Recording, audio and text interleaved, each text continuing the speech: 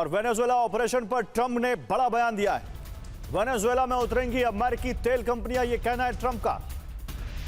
वो कह रहे हैं कि अमेरिका की बड़ी तेल कंपनियां अब वेनेजुएला में जाएंगी। हमारे पास सबसे बड़ी तेल कंपनियां, ट्रंप कह रहे हैं। वेनेजुएला के ऑयल बाजार में हमारा दखल होगा। हम वेनेजुएला को इंसाफ दिलाएंगे, यह भी कह रहे हैं ट्रंप। अब जब सब कुछ ट्रंप अपने मुंह से कह रहे हैं तो बाकी कहने को बचता क्या है। वैसे लोकतंत्र का मुखौटा है, लेकिन पीछे असली खेल तेल का ही है।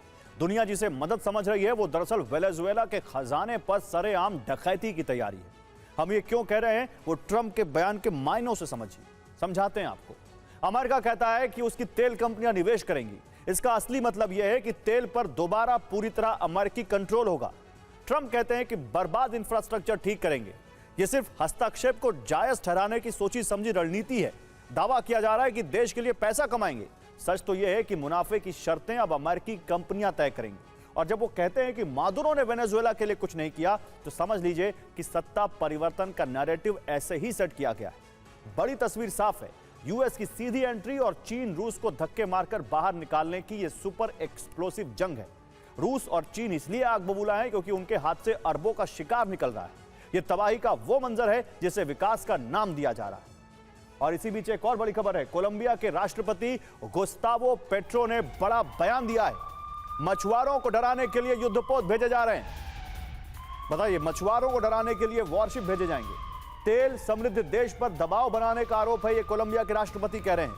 तेल के लिए पड़ोसियों को धमकाया जा रहा है। बिना किसी देश का नाम लिए उन्होंने आरोप लगाए। और वेनेजुएला पर चीन और अमेरिका में तकरार बढ़ सकती है। वेनेजुएला में चीन का बड़ा ऑयल इन्वेस्टमेंट है। वेनेजुएला से चीन को 55 से 80% तेल निर्यात किया जाता है। चीन और वेनेजुएला के बीच ऑयल फॉर लोन डील है। रूस का भी वेनेजुएला में अरबों डॉलर का संभावित निवेश है। और अब क्योंकि अमेरिका यहां पर आ चुका है, तो यह कैसे डील आगे बढ़ेगी, सबसे बड़ा पेच तो यही फंस गया है। तो अब आपके लिए समझना जरूरी है कि कैसे असली खेल तेल का है। वेनेजुएला के पास कितना तेल है? तो दुनिया का सबसे बड़ा ऑयल रिजर्व वेनेजुएला में। सऊदी और कनाडा भी वेनेजुएला से पीछे हैं। सऊदी के पास 267 बिलियन बैरल कच्चा तेल है। कनाडा के पास 171 बिलियन बैरल कच्चा तेल है।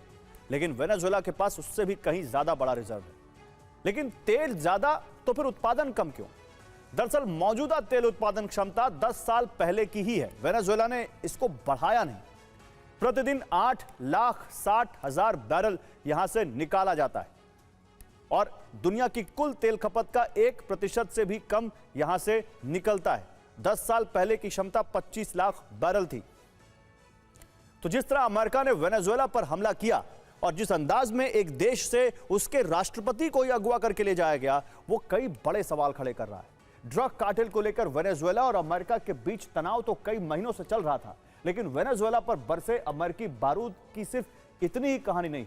इस रिपोर्ट में देखिए, पिछले 24 घंटों में वेनेजुएला में ऐसा क्या हुआ जिसने ट्रंप का क्रोध इस कदर भड़का दिया कि उन्होंने डेल्टा फोर्स को, वेनेजुएला के राष्ट्रपति को किडनैप करके अमेरिका लाने का आदेश दे दिया। पहले वेनेजुएला के सैन्य मुख्यालय पर हमला हुआ, फिर काराकास की संसद पर बमबारी हुई। Airport, military helicopter base, private हवाई पट्टी सब नेस्तनाबूद कर दी गई।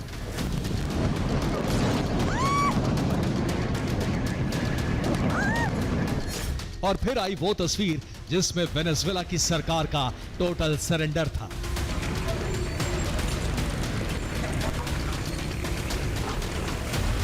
बगदादी और सद्दाम हुसैन को पकड़ने वाली अमेरिकी सेना की डेल्टा फोर्स के कमांडो रात के अंधेरे में वेनेजुएला के राष्ट्रपति निकोलस मादुरो को उन्हीं के देश से अगवा करके ले गए।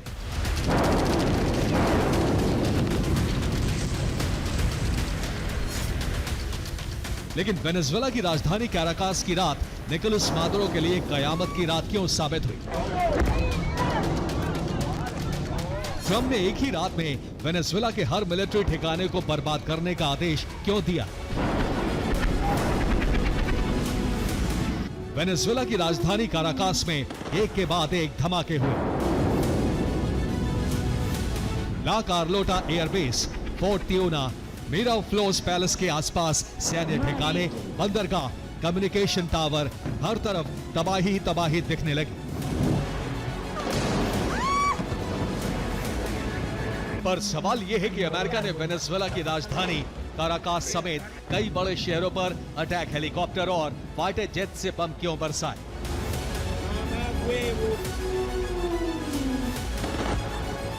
ट्रंप ने कहा यह एक शानदार ऑपरेशन था, बेहतरीन योजना बनाई गई और डेल्टा फोर्स ने कमाल कर दिया।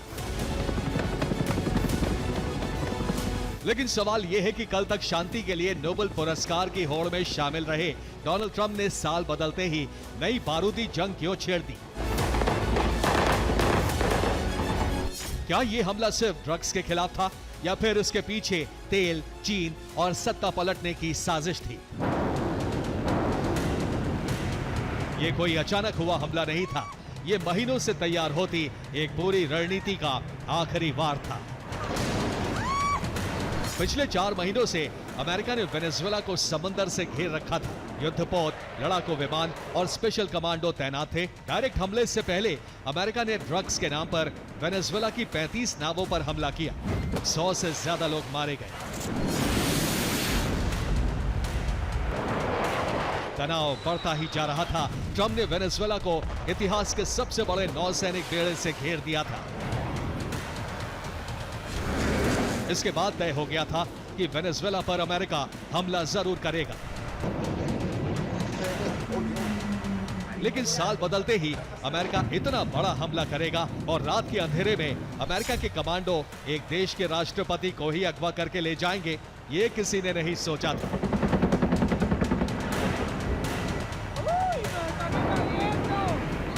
अब वो वीडियो देखिए जिसकी वजह से वेनेजुएला ने आधी रात में इतना बड़ा हमला झेला। हमले के वक्त चीन के विशेष दूत वेनेजुएला में मौजूद थे। हमले से सिर्फ 10 घंटे पहले चीन के विशेष दूत ने मादुरो के साथ मुलाकात की। चीन के विशेष दूत और मादुरो साथ में घूमते दिखाई दिए। अब यह माना जा रहा है कि जिनपिंग के भेजे विशेष दूत और मादुरो के मुलाकात का ये वीडियो सामने आने से ट्रंप नाराज हो गए और अमेरिका ने वेनेजुएला पर हमला कर दिया। हालांकि इतने बड़े हमले की वजह इतनी सीधी नहीं। ट्रंप ने इस हमले के लिए वेनेजुएला से होती ड्रग की तस्करी को जिम्मेदार बताया है, जबकि सच्चाई ये है कि अमेरिका पहुंचने वाली 90% से ज्यादा कोकीन कोलंबिया से आती है। ये बात खुद अमेरिकी ड्रग कंट्रोल एजेंसी की रिपोर्ट कहती है। वेनेजुएला अमेरिका तक तस्करी के जरिए पहुंचने वाली सिर्फ 5 से 10% ड्रग का ट्रांजिट रूट है। तो फिर पूरा देश क्यों तबाह किया गया? जवाब है तेल।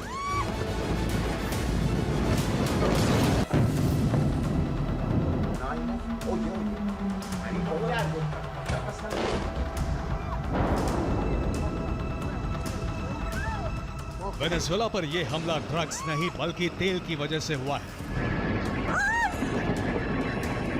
वेनेजुएला का सबसे बड़ा संसाधन ही उसके लिए श्राप बन गया है। वेनेजुएला की पूरी अर्थव्यवस्था तेल पर टिकी है। वेनेजुएला से रोज करीब 9 लाख बैरल तेल निर्यात होता है और इसका सबसे बड़ा खरीदार है चीन। यही बात अमेरिका को चुभ रही है। वेनेजुएला पर अमेरिकी बमबारी और राष्ट्रपति मादुरो का अपहरण वेनेजुएला में चीन के बढ़ते दखल का नतीजा है। चीन ने वेनेजुएला को 150 अरब डॉलर से ज्यादा का कर्ज दिया, सबसे ज्यादा तेल खरीदा, बेल्ट एंड रोड परियोजना में शामिल किया। 2025 में 5 अरब डॉलर का नया लोन जारी किया। चीन के 5 लाख से ज्यादा नागरिक वेनेजुएला में मौजूद हैं।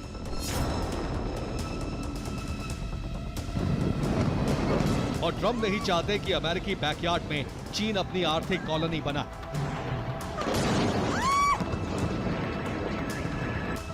इसलिए अमेरिका ने चीन की कठपुतली बनते जा रहे मादुरो को रिजीम चेंज रणनीति के तहत हटाने की बारूदी योजना बना ली।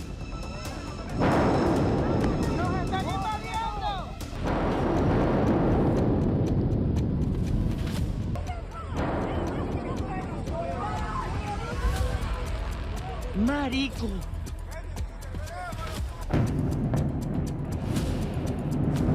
जिस तरह अमेरिका चीन के आसपास अपने सैन्य अड्डे और प्रभाव बढ़ाता रहा है, अब वही खेल चीन लैटिन अमेरिका में खेल रहा था। यही बात ट्रंप कबूल नहीं कर पा रहे थे। रेजिम चेंज ऑपरेशन चलाकर मादुरो को अगवा करने के पीछे ट्रंप और मादुरो की वैचारिक दुश्मनी भी है। मादुरो ह्यूगो चावेज के शिष्य हैं, वो ह्यूगो चावेज जो वेनेजुएला की बोलिवेरियन क्रांति और अमेरिका विरोधी सोशलिस्ट मॉडल का सबसे बड़ा चेहरा रहे हैं। चावेज के निधन के बाद जब मादुरो राष्ट्रपति बने तो उन्होंने अमेरिका को खुली चुनौती दी, लेकिन ट्रंप ने सत्ता में आते ही मादुरो के खिलाफ मोर्चा खोल दिया। अब ट्रंप और मादुरो के बीच के वैचारिक मतभेद से लेकर आज वेनेजुएला पर हुए हमले तक की टाइमलाइन देखिए। 10 जनवरी 2025 निकोलस मादुरो तीसरी बार राष्ट्रपति पद की शपथ लेते हैं। ट्रंप सरकार वेनेजुएला चुनाव को फर्जी बताते हुए मादुरो सरकार को अवैध घोषित करती है। 20 फरवरी 2025 अमेरिका में ट्रेन डे अरागुआ गैंग को आतंकी संगठन घोषित किया जाता है। वेनेजुएला से तेल खरीद पर 25% टैरिफ लगा दिया जाता है। 8 अगस्त 2025 अमेरिका मादुरो पर $50 लाख का इनाम घोषित करता है। मादुरो को ड्रग ट्रैफिकिंग नेटवर्क का लीडर बताया जाता है।